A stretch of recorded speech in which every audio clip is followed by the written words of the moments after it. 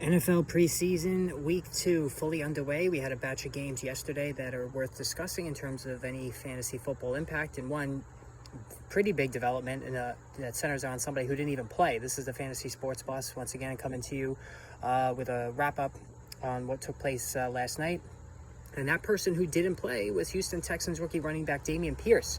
Now, after the game, Texans coach Lovie Smith was asked about that, and Smith said, tellingly, that we didn't have to see him.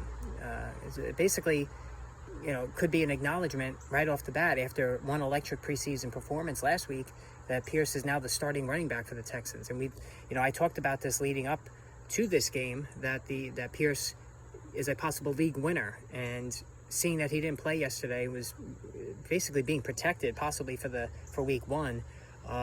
Boy, the ADP is really going to shoot up quickly now with Pierce, and the hype is just going to grow as it looks like Lovie Smith has already made a decision to make him the starter. And certainly the backs that did play yesterday failed to impress. Marlon Mack, 8 for 29. That's only 3.6 per carry. Rex Burkhead, 2 for 5. Royce Freeman, 9 for 30 at 3.3. So these guys were thrown in there really is just to get some work and to really show possibly who could be the backup to Pierce when the season begins. So this is a significant development that I think really shows that and solidifies Pierce as a major fantasy football sleeper for this season. This is a guy in Florida, while he was a part-time player, proved that he could not only run the football explosively, but also catch it out of the backfield. So that's PPR-friendly usage.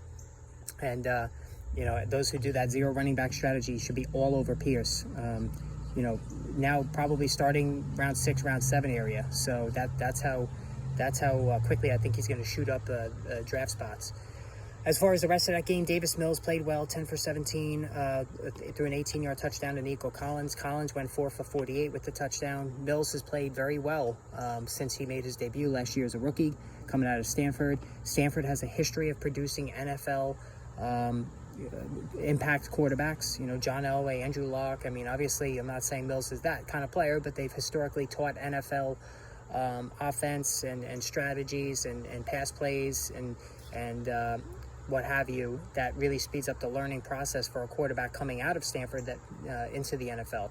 And we saw that with Mills last year, developed a quick rapport with Brandon Cooks, who's severely underrated once again.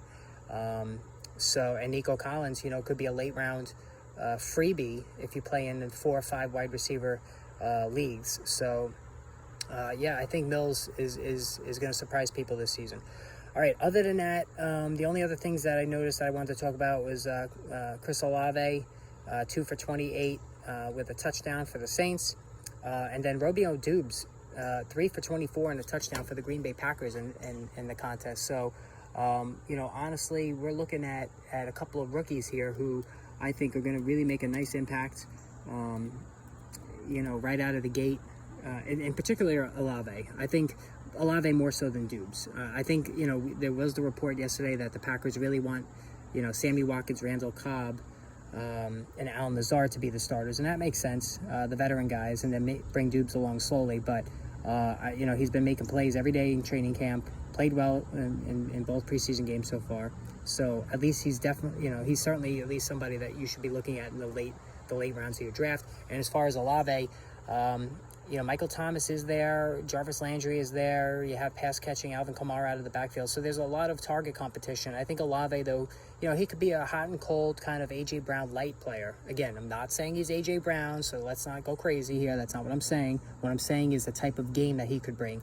One week he goes off, catches 5 balls for, 90 yards and a touchdown. The next week, maybe 2 catches for, 25 yards. So I think it could be hot and cold with Olave because he's a deep threat, big play guy, whereas Thomas and Landry are more the short to intermediate range guys who will probably soak up some more targets. Although Jameis Winston does like to throw it down the field, although he's been more restrained in this offense. So we'll see what happens there.